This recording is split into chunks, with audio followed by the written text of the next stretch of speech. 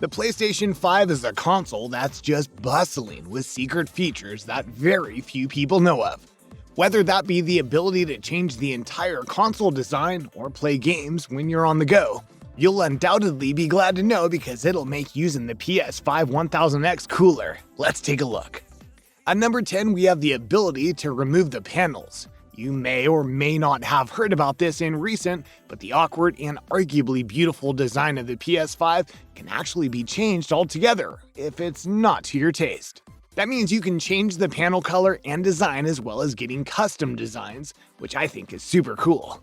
I'd personally love to see a clear panel so we can see the inside a little. But if you dislike the look of the PS5 altogether, then worry not, because you could just as easily remove both panels and rock the PS5 completely bare by just not having them at all. Although I don't know, that feels kinda wrong. On the plus side, that way it kinda looks weirdly similar to the Xbox 360 from back in the good old days.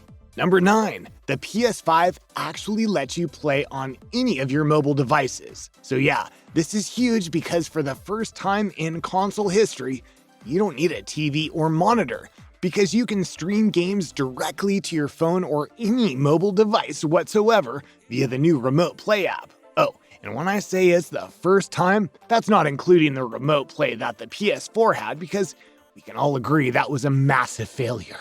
Regardless, the awe of the fact that at any moment I can decide to take my gaming to my bed and play on my iPad is just incredible. In practical use, this is great for a family that shares one TV because obviously, now you don't need the TV to play on. Your mom wants to watch TV? No problem. Just take the PlayStation to your tablet. How cool is that? Number 8, the PS5 can now switch between prioritizing performance or graphics. Seems like consoles are becoming more and more PC-like.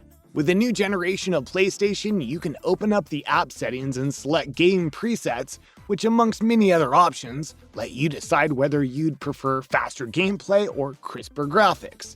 This is great for games that aren't optimized to play at 4K 120 frames per second, because now you can play games at 120 frames per second while sacrificing graphics and vice versa. This is much better than just having a blanket standard for everyone because now we can pick and choose whether we want fast, buttery smooth gameplay or crisp graphics. Number 7. Games can go on external hard drives. This may come as a surprise to most, but PS5 games can't actually be downloaded to a hard drive at all, because they're made to be stored within the PS5's SSD space. However, for the PS4 games, which makes up the large majority of the PS Store right now, you can download to an external hard drive since PS4 games are optimized for that.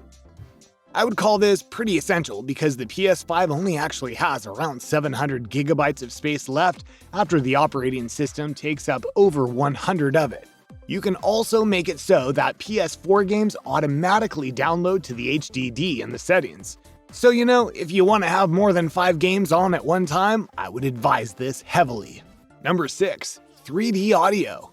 Yeah, everyone knows about PS5's 3D audio and what that means, but I think there's a lot of confusion around how exactly it works, how it can be activated. Well, you'll be surprised to know that you don't actually need the Sony PS5 Pulse headset at all to activate that feature. In fact, I wouldn't even suggest getting that at all because it is a huge ripoff. $100 can get you a much better headset.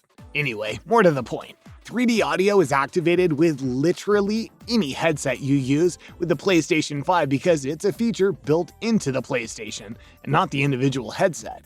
So whether that be a pair of cheap wired Apple earphones or a top-of-the-range Razer headset, 3D audio will work regardless. Coming in at number 5, we have the ability to access game preset options. Now for those of you who are unfamiliar with this, what it means is that you can basically start games up with specific requests. For instance, if you want to start a game in a specific difficulty level, then you got it. Or if you want to change from third to first person, again, you got it. Multiplayer games will also let you immediately access specific game modes, which makes the wait for queuing just a little bit quicker. It's a pretty easy feature to overlook, but if you're as impatient as I am when it comes to wait times and fiddling around in games to change settings, then this feature is so convenient. Number 4, you don't need a mic to speak to parties. Well, technically you do, if you're talking literally. But what I mean is that the PS5 controller actually has a built-in mic to let you communicate to your friends in party chat, so a designated headset mic is not necessary. But of course, I can't advocate the quality of the mic and how easy it will be to communicate, since I imagine the mic picks up a hell of a lot of background noise. Might even pick up the noise that comes from the controller itself. So it's not a fantastic choice, but it's nice to have, because it means we can still communicate with our friends even if we break our mics. Number 3, use a feature called Game Boost to upscale older games. Okay, so this is pretty similar to what the PS4 Pro had, where games not supported by the PS4 Pro would be optimized to look a little better. Except this version is more recent and therefore a hell of a lot better. The PS5 is capable of quite literally remastering PS4 games automatically, without the help of game devs. Not only will this improve each and every game's graphics and FPS, but also increases the load times and takes advantage of the PS5's new user interface features in order to give you a fully refined 5th gen feeling. Number 2, use your old Dualshock 4 controller. Much to our pleasure, Sony have decided to be nice and allowed us to put our old Dualshock 4 controllers to use rather than letting them collect dust. Although there is a slight catch, and that is that it'll only work with PS4 games. Of course, right now that's absolutely fine because most PlayStation games are made for PS4.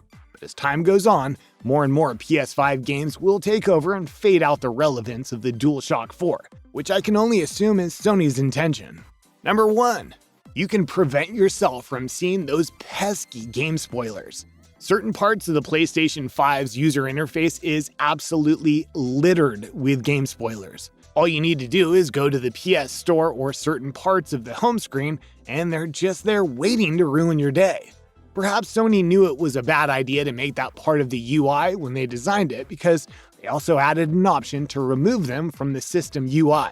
All you have to do is find the option in the settings, and it'll make it so that game spoilers that are flagged by game devs are unable to be seen. Anyway, what do you think about all that? Were there any secret features you didn't know your PS5 could do, or did you already know them all? I hope you didn't, because that would be a waste of time. Anyway, let me know in the comments down below, and please, if you liked the video, remember to like and subscribe.